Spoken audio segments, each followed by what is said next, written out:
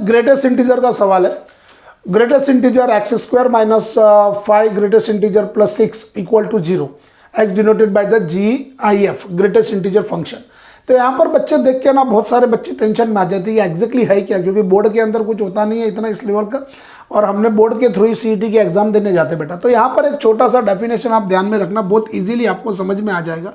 Greatest integer exactly होता क्या है। सपोज इसकी वैल्यू मैंने n पकड़ा है बेटा, तो ये n कहाँ से कहाँ तक होगा, n लेस देन और इक्वल टू n+1। बस आपको यही सिस्टम को ध्यान में रखना और इसी के ऊपर इसका आंसर हम इजीली निकाल लेंगे। Greatest integer of x equal to n when n less than और equal to x less than n+1।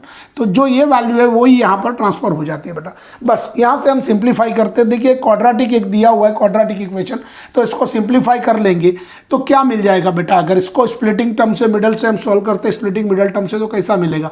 Greatest integer 3 2 6 तो -3, तो ग्रेटेस्ट इंटीजर -3 एक फैक्टर बनेगा और दूसरा फैक्टर बनेगा बेटा ग्रेटेस्ट इंटीजर -2 इक्वल टू 0। तो यहाँ पर हमारा ग्रेटेस्ट इंटीजर एक 3 हो गया बेटा और एक ग्रेटेस्ट इंटीजर हमारा 2 हो गया। अब आपको आइडिया आ गई है कि 3 वैल्यू आने के लिए x कहाँ से कहाँ तक होना चाहिए।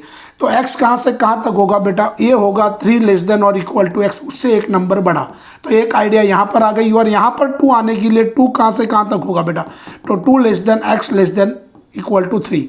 तो यहाँ पर एक चीज़ समझना होगा कि 2 भी इंक्लूड है, 3 भी इंक्लूड है और 4 एक्सक्लूड है बेटा। तो यहाँ पर हमारा x कहाँ से कहाँ तक बिलोंग करेगा, लोवेस्ट पार्ट है हमारे पास 2 है तो डेट इज इंक्लूड है, 3 तो इंक्लूड ही हो जाएगा, और लास्ट वाला पार्ट जो है हमारा 4 है वो क्या है, एक्सक्लूड। तो 2 close interval 2 to 4 that is what, option C is correct बेटा।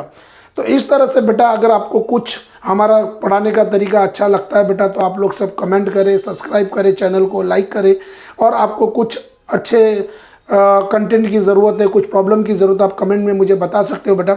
थैंक यू बेटा।